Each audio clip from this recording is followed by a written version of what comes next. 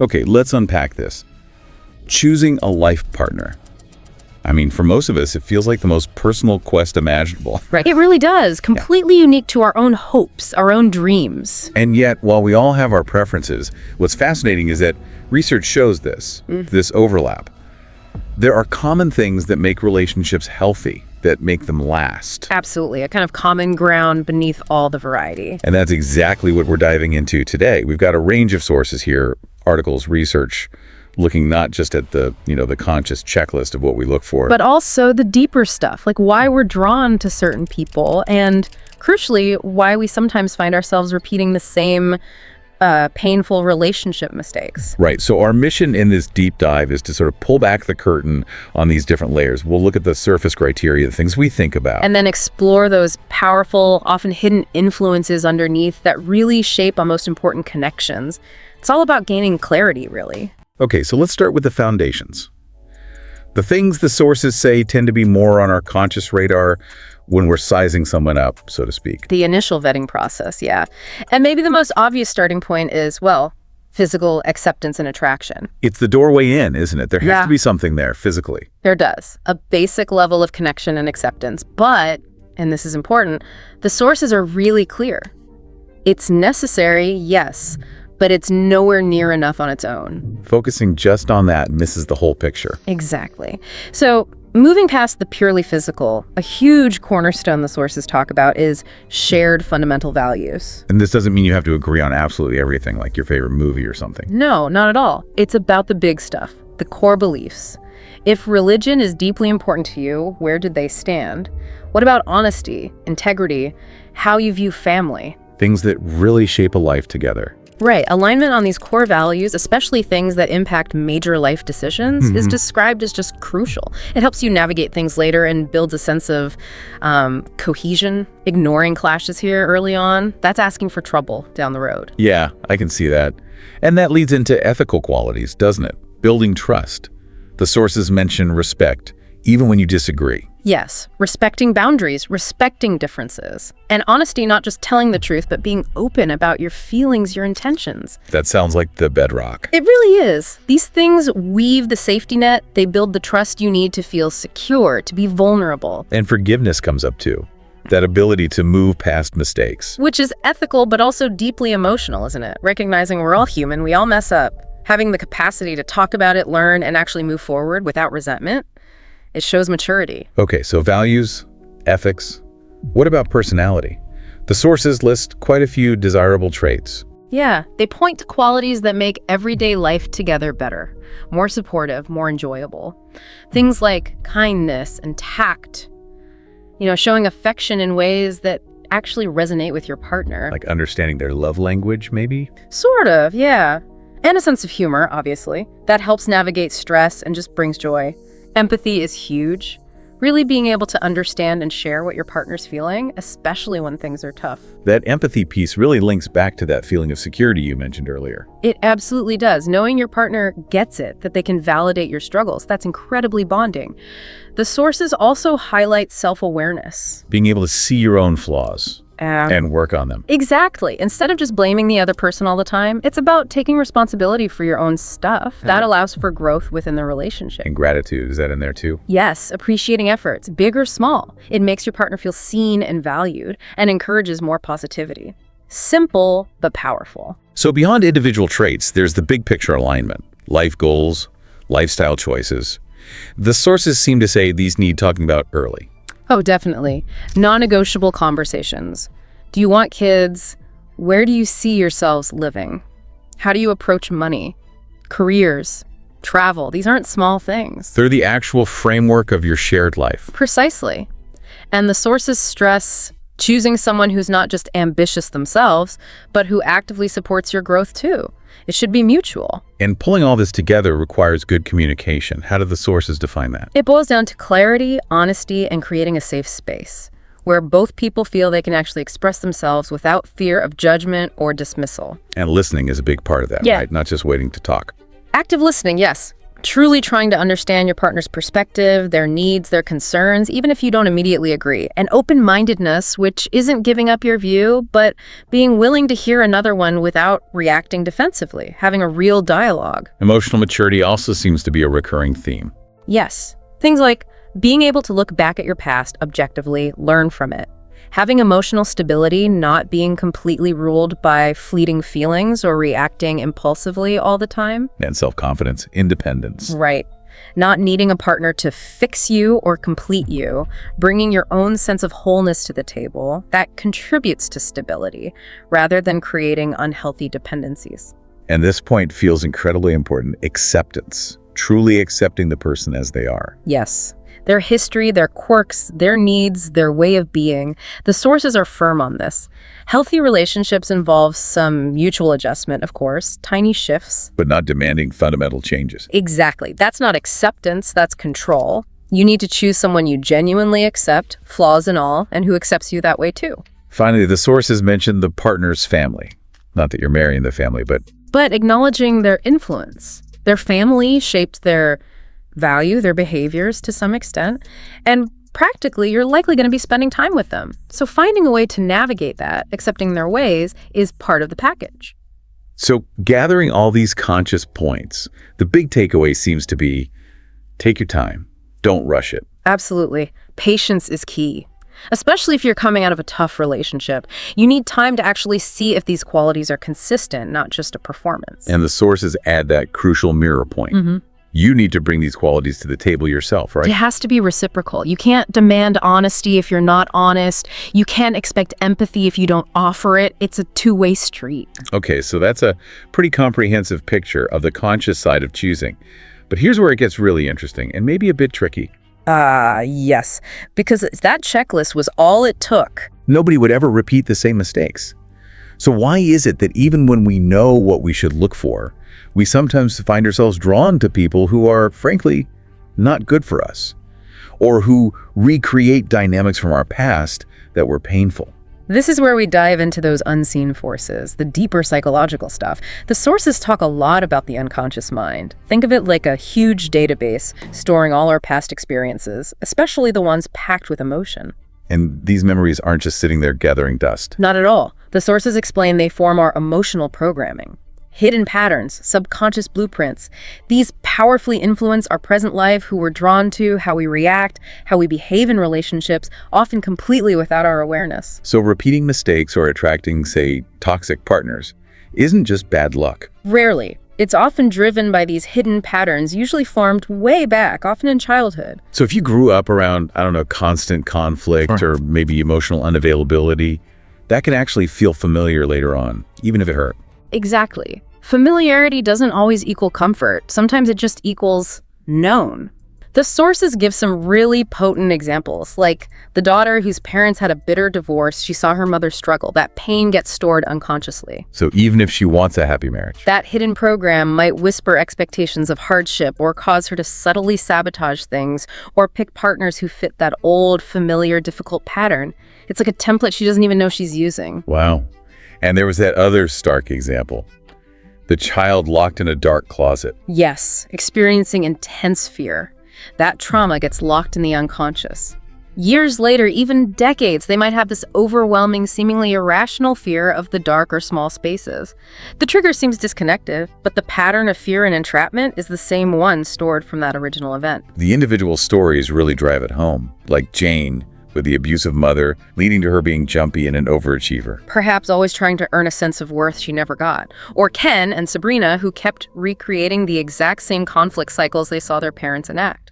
It shows how those early blueprints shape our expectations, our triggers, what feels normal, even if normal was actually dysfunctional. Because that pattern feels like home, even if it was a painful home. The sources also list other psychological drivers for getting stuck in these loops. Things like low self-esteem, feeling unworthy. Definitely. If you don't believe deep down that you deserve healthy love, you're less likely to recognize it or pursue it. Emotional dependency is another big one, looking outside yourself to a partner for validation you can't give yourself. Which makes you vulnerable. Very. Especially to partners who might offer intense attention initially, but it's unstable or controlling. Unhealed past trauma is huge here too. How does that show up? All sorts of ways. Difficulty trusting, maybe overreacting to things that feel like echoes of the past, or even being subconsciously drawn back to chaotic situations because they feel familiar to the original trauma. Lack of clear personal boundaries also came up. Critical. If you don't know where you end and the other person begins, metaphorically speaking, it's easy to get swallowed up, controlled, or taken advantage of. And low self-awareness, just not recognizing the red flags. Right, because you're not tuned into your own feelings or needs. Plus, there's the fear of being alone or the fear of change. Sometimes the known pain feels safer than the unknown. And the rescuer complex, thinking you can fix someone. Yeah, that idea that if I just love them enough, they'll change. It often leads to disappointment and codependency. And finally, just a really strong need for external acceptance can make you tolerate things you shouldn't. So it's this potent mix of old wounds and subconscious programming, making the harmful feel familiar. And maybe making healthy connection feel boring or Yeah. flattening or just alien. And sometimes the subconscious is even trying to replay the old drama, hoping for a different outcome this time. Exactly. Trying to fix the past by recreating it, but usually just ending up repeating the same pattern. So what does a toxic relationship actually look like, according to these sources? What are the signs? The picture they paint is pretty consistent. A lack of support, a lack of respect. That's fundamental. Lots of conflict, or maybe the opposite, suffocating control. Hurtful words, put-downs. Things that chip away at your self-worth. Belittling. And yes, the sources mention the sobering WHO statistic about how common actual violence, verbal, emotional, physical, is in relationships for both men and women. It's not a minor issue. Not at all. Controlling behavior is a massive red flag. Things like isolating you from your support system, constantly checking your phone, tracking where you are. Monitoring you. Yes. Blaming you for their bad behavior or negative feelings, making you feel constantly drained, emotionally exhausted. Often there's a lot of self-centeredness, lying, and a pattern of making you feel small, unimportant, feeding into that low self-esteem. And it's easy, especially early on, maybe when you're really hopeful or lonely, to just ignore those signs, those red flags. Oh, absolutely. Your emotions, your desire for connection can shout louder than your rational brain. You might make excuses for them, focus only on the good moments, or, again, if your own past makes these dynamics feel normal, you might not even register them as red flags. Okay, so the unconscious stores these patterns, influences our attractions. How does intuition fit in, that gut feeling? The sources connect it directly. They describe intuition not as magic, but as your brain doing lightning-fast, unconscious processing of all that stored data, all your past experiences. So it's pattern recognition. Exactly. Your brain spots subtle cues in the current situation, instantly compares them to everything it's ever learned or experienced, and delivers a feeling, that gut reaction, often before you can consciously think it through. Ah, so it is the unconscious sending a signal based on past learning. Precisely. Like that experienced nurse who just knows something is wrong with a patient, even if the vitals look okay. Her brain is picking up tiny cues based on thousands of past cases, or when you need a quick decision. But here's the catch, right? Because it draws on all past experiences, including the negative or traumatic ones, it can be biased. This is the crucial warning the sources give.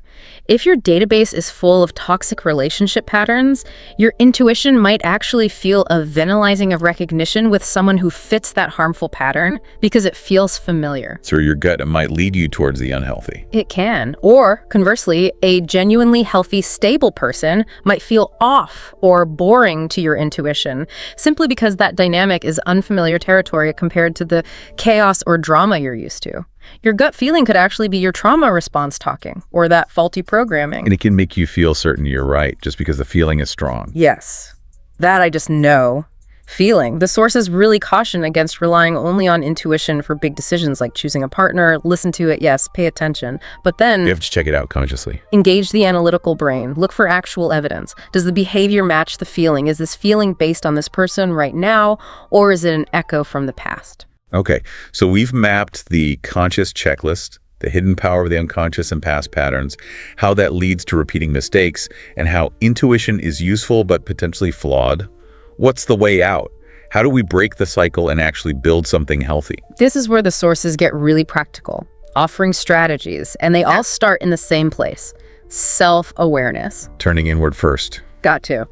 Really analyzing your own relationship history.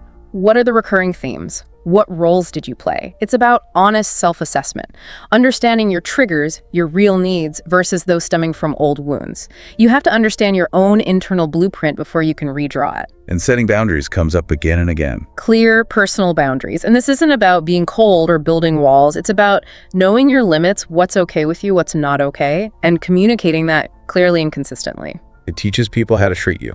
Exactly. And protects your well-being. Practically, this means saying no sometimes, communicating needs directly, not isolating yourself from friends for a partner. The sources even suggest introducing someone to your friends early on. It promotes integration, counters isolation. And then trusting that inner voice, but with that layer of conscious analysis we talked about. Right. Notice the feeling, the red flag, the gut reaction, but then pause. Observe the actual behavior. Check it against what you know about healthy dynamics.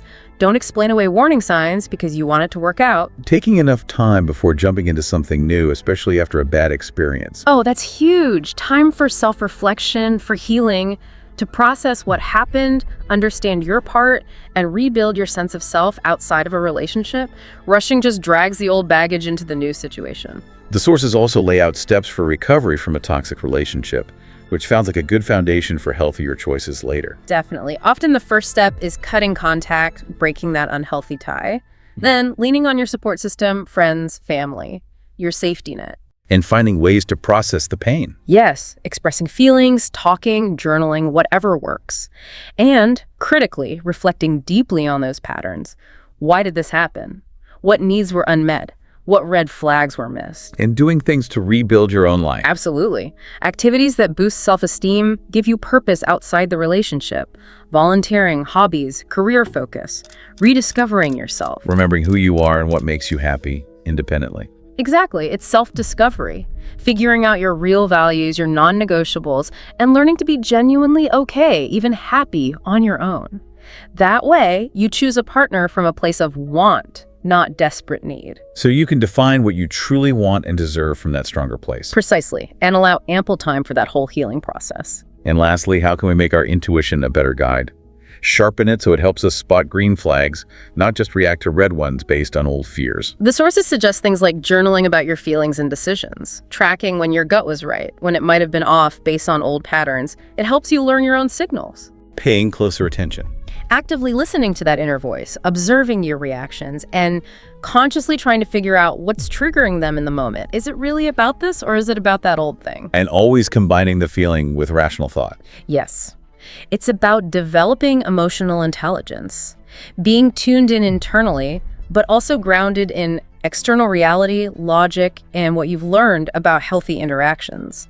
Your intuition becomes a much more reliable tool after you've done the work to clear out some of that old, faulty programming. So this deep dive really shows it's this complex interplay, doesn't it, between the conscious things we look for in a partner. And the powerful, often completely unseen influence of our past, stored deep in the unconscious. We've seen how those hidden patterns can lock us into cycles, attract unhealthy dynamics, and even twist our intuition. But also, crucially, there's a path forward. Through self-awareness, setting boundaries, healing those past wounds, and learning to use a more refined, reality-checked intuition. Recognizing and really addressing those old emotional blueprints, especially the ones from early life, seems absolutely fundamental to breaking free. It's the key to unlocking healthier, more supportive connections. Which really leaves you, the listener, with something profound to think about as you navigate your own relationships. Perhaps the most crucial step in finding that fulfilling connection isn't just about searching out there for the perfect person. But maybe it's more about doing the deep, sometimes difficult work to become the right person yourself first. Healed, self-aware, clear on what you truly need and deserve. How much of our future happiness, really, is defined by our willingness to understand and then find the courage to rewrite the stories of our past?